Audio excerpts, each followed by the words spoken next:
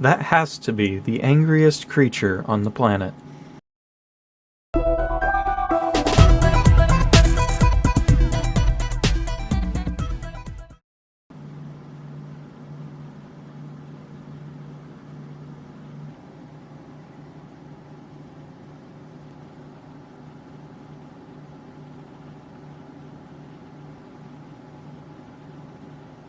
Hey guys, today we're going to be looking at the HP ProBook 6550B. This is actually my main laptop here, and I got this laptop for free from my school after they were going to basically scrap it. And the reasoning behind that was because it had a, well, dead wireless module and was missing the hard drive, and I guess it was out of warranty, so they just chucked it. So I picked it up, and I had the parts laying around to get this thing up and running again through a 320 gigabyte Seagate, I think it is. Yeah, oh, actually, no, I think it's a Western Digital drive in here. And yeah, the only thing I've really had to do was the F4 key needed a little TLC. The clips, the little plastic like scissor clips underneath the key were actually, well, one of them was missing. Totally. The other one was there, other one was gone. I don't know where it went, but the F4 key wouldn't stay on. So I remedied that with a little bit of super glue. It's kind of floppy, I just super glued it onto the little rubber peg, but you can't actually get those little clips anywhere. I wasn't able to find them anywhere on eBay or anything. So I figured instead of just buying a whole new keyboard for the thing, since there's like zero wear anywhere else on this, I'd just go ahead and glue that, since I hardly ever use the F4 key, and it was really just distracting to have a key missing. I hate it when there's keys missing on keyboards, it really just bugs me. So I just glued that back on there, and it looks great now, but just really unpleasant to press. But yeah, as you can probably see, I've got this lovely Palace Cat wallpaper on here, which, yeah, it is one unhappy creature, but that's why I love the wallpaper so much.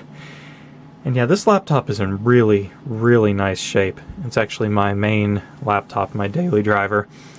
I have a MacBook Pro I also use quite heavily, but this one's usually the one that goes with me. I'm running a dual boot of Windows 7 and Elementary OS Luna on here. Right now I've got Elementary OS up, which looks a lot like Mac OS X, sort of, with the little dock down here at the bottom. And kind of the general theme, kind of minimalist theme going on here. I really, really like Elementary OS and the kind of concept behind it. I've had a little bit of trouble with the most recent Freya release of it.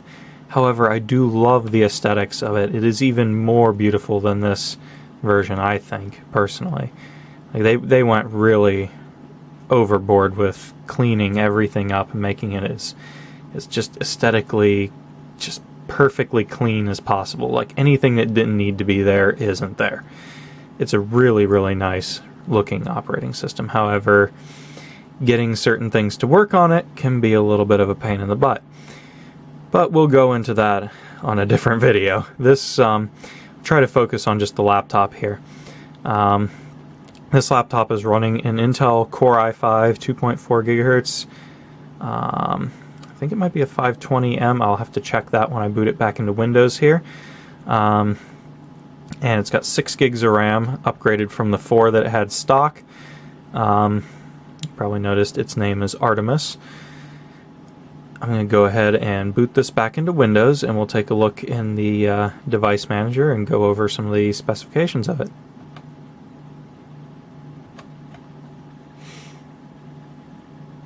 I love that Elementary OS logo. Okay, we're booted into Windows here.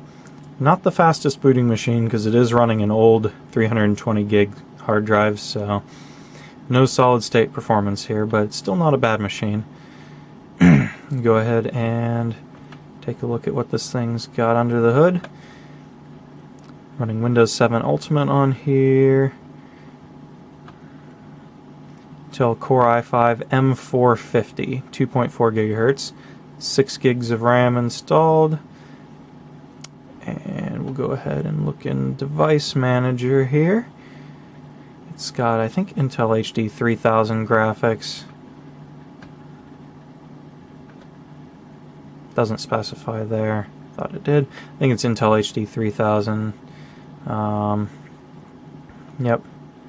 Dual core hyper-threaded 2.4 gigahertz quad, or 2.4 gigahertz Core i5, which is not too bad. Not too bad at all. The monitor on here, I believe, is 1280 by 800 resolution. Let's check.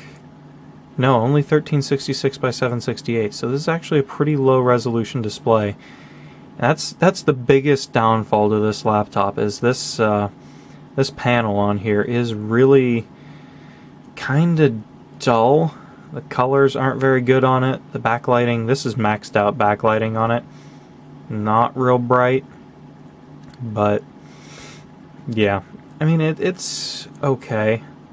But I've definitely seen better screens, and this one is doesn't even come close to like the IPS panel on my desktop upstairs, or even the panel on my UX31 Asus Ultrabook.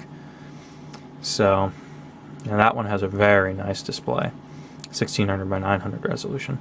This one, not quite as good, but it's a decent machine, and it was free.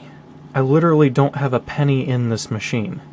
I already had the hard drive, I had the replacement wireless module, everything in this was free. So, this is a great little machine, and I really like using this.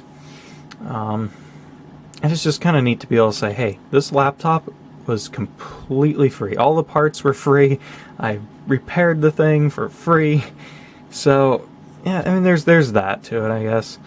And cosmetically, it's in extremely good shape.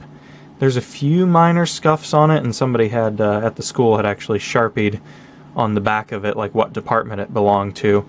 But little rubbing alcohol took probably 99.5% of that off there. If you look at it in the right light, you can sometimes see a little bit of the writing still, but it looks almost new. And this isn't that new of a laptop. I think it's a 2010, late 2010 or early 2011 laptop. So, yeah, it's pretty dated. It's going on 5 years old here. So, yeah, and this thing will be running Windows 10 when it comes out.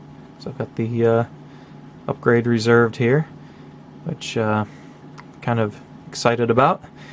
So, that's another thing. Let me know what you guys think of the preview, if you've run the preview before, and what you think Windows 10 is going to be like, because I'm kind of skeptical right now. I'm not entirely sure what I think about it yet.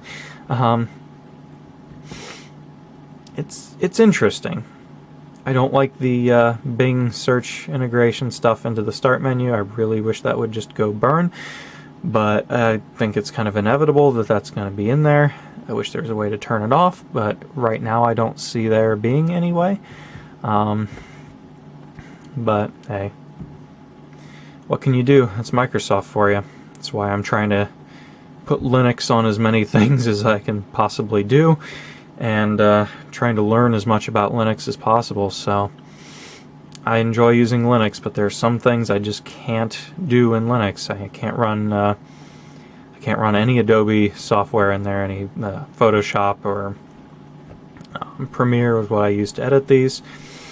So there's limitations, and excuse me. And the only real thing keeping me from going straight to Linux for everything are those software limitations. So, yeah. Well, let me know what you guys think about this kind of video here, and whether I should keep doing them in this format, or if you can suggest a better way of filming, or a better way of looking at these laptops and other computers and stuff I've got. And yeah, I think that's about it. That about wraps it up. Alright, you guys have a good one.